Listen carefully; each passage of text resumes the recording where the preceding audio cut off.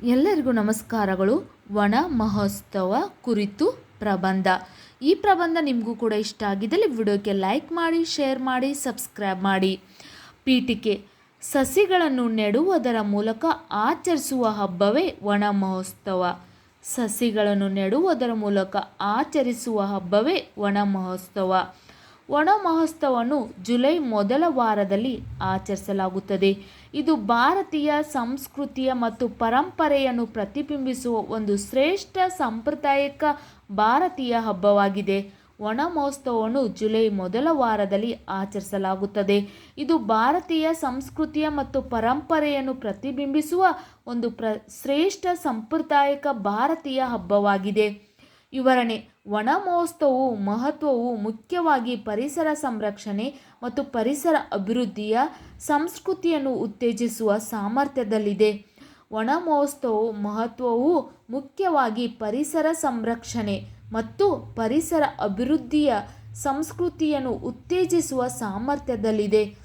ಇದು ಭಾರತದಲ್ಲಿ ಅರಣ್ಯ ನಾಶದ ಪರಿಣಾಮವನ್ನು ಒತ್ತಿ ಹೇಳುತ್ತದೆ ಮತ್ತು ಪರಿಸರ ಸಮತೋಲನವನ್ನು ಕಾಪಾಡಿಕೊಳ್ಳಲು ಸಹಾಯ ಮಾಡುತ್ತದೆ. ವನ ಮಹೋತ್ಸವವು ಮರಗಳನ್ನು ನೆಡುವ ಪರಿಸರ ಸಂರಕ್ಷಣೆಯ ಕಾರ್ಯಕ್ರಮವಾಗಿದೆ. ಪ್ರತಿಯೊಬ್ಬರೂ ಈ ಹಬ್ಬವನ್ನು ಆಚರಿಸುತ್ತಾರೆ. ವನ ಮಹೋತ್ಸವವು ಮರಗಳನ್ನು ನೆಡುವ ಪರಿಸರ ಸಂರಕ್ಷಣೆಯ ಕಾರ್ಯಕ್ರಮವಾಗಿದೆ. ಪ್ರತಿಯೊಬ್ಬರೂ ಈ ಹಬ್ಬವನ್ನು ಆಚರಿಸುತ್ತಾರೆ. ಶಾಲೆಗಳಲ್ಲಿ, ಕಾಲೇಜುಗಳಲ್ಲಿ, ಸರ್ಕಾರಿ ಸಂಘ ಸಂಸ್ಥೆಗಳಲ್ಲಿ ವನ ಮಹೋತ್ಸವವನ್ನು ಆಚರಿಸುವ ಮೂಲಕ ಪರಿಸರ ಜಾಗೃತಿ ಮೂಡಿಸುತ್ತಾರೆ. ಶಾಲೆಗಳಲ್ಲಿ, ಕಾಲೇಜುಗಳಲ್ಲಿ, ಸರ್ಕಾರಿ ಸಂಘ ಸಂಸ್ಥೆಗಳಲ್ಲಿ ವನ ಮಹೋತ್ಸವವನ್ನು ಆಚರಿಸುವ ಮೂಲಕ ಪರಿಸರ ಜಾಗೃತಿ ಮೂಡಿಸುತ್ತಾರೆ. ಕಿರಣ್ ಕುಮಾರ್ ಕೆ ಯವರು 1950ರಲ್ಲಿ ವನ ಮಹೋತ್ಸವವನ್ನು ಆಚರಿಸಿದರು. ಇದು ಗಣನೀಯ ರಾಷ್ಟ್ರೀಯ ಮಹತ್ವವನ್ನು ಹೊಂದಿದೆ ಹಾಗೂ ಭಾರತಾದ್ಯಂತ ಕೋಟ್ಯಾಂತರ ಸಸಿಗಳನ್ನು ನೆಡಲಾಗುತ್ತದೆ. ಕಿರಣ್ ಕುಮಾರ್ ಕೆ ಯವರು 1950ರಲ್ಲಿ ವನ ಮಹೋತ್ಸವವನ್ನು ಆಚರಿಸಿದರು. ಇದು ಗಣನೀಯ ರಾಷ್ಟ್ರೀಯ ಮಹತ್ವವನ್ನು ಹೊಂದಿದೆ ಹಾಗೂ ಭಾರತಾದ್ಯಂತ ಕೋಟ್ಯಾಂತರ ಸಸಿಗಳನ್ನು ನೆಡಲಾಗುತ್ತದೆ. ಸಾಮಾನ್ಯವಾಗಿ ಇದನ್ನು ಜುಲೈ ಮೊದಲ ವಾರದಲ್ಲಿ ಜುಲೈ 1ರಿಂದ ಜುಲೈ 7ರವರೆಗೆ ಆಚರಿಸಲಾಗುತ್ತದೆ. ಸಾಮಾನ್ಯವಾಗಿ ಇದನ್ನು ಜುಲೈ ಮೊದಲನೇ ವಾರದಲ್ಲಿ ಜುಲೈ 1ರಿಂದ ಜುಲೈ 7ರವರೆಗೆ ಆಚರಿಸಲಾಗುತ್ತದೆ. ಈ ವನ ಮಹೋತ್ಸವವು ಜನರಲ್ಲಿ ಮರಗಳ ಬಗ್ಗೆ ಅರಿವನ್ನು ಹೆಚ್ಚಿಸುತ್ತದೆ ಮತ್ತು ಜಾಗತಿಕ ತಾಪಮಾನ ಏರಿಕೆಯನ್ನು ತಡೆಯಲು ಹಾಗೂ ಮಾಲಿನ್ಯವನ್ನು ಕಡಿಮೆ ಮಾಡಲು ಸಹಾಯವಾಗಿದೆ. ಭಾರತದ ಪ್ರತಿಯೊಬ್ಬ ನಾಗರಿಕನು ತಮ್ಮ ಜವಾಬ್ದಾರಿಯನ್ನು ಅರ್ಥ ಮಾಡಿಕೊಂಡು ಈ ವನ ಮಹೋತ್ಸವ ವಾರದಲ್ಲಿ ಕನಿಷ್ಠ ಒಂದು ಸಸಿಯನ್ನು ನೆಡಬೇಕು ಹಾಗೂ ವನ ಮಹೋತ್ಸವವು ಜೀವನದ ಹಬ್ಬವೆಂದು ಹೇಳಲಾಗುತ್ತದೆ.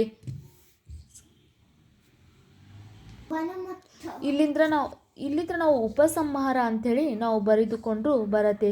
ಇದು ಲಾಸ್ಟ್ ಪಾಯಿಂಟ್ ಆಗಿರುವುದರಿಂದ ಇಲ್ಲಿಂದ ನಾವು ಉಪಸಂಹಾರ ಅಂತ ಹಾಕಿಕೊಂಡು ಲಾಸ್ಟ್ ಎಂಡಿಗೆ ಪ್ರಬಂಧವನ್ನು ಎಂಡ್ ಮಾಡ್ಬೋದು.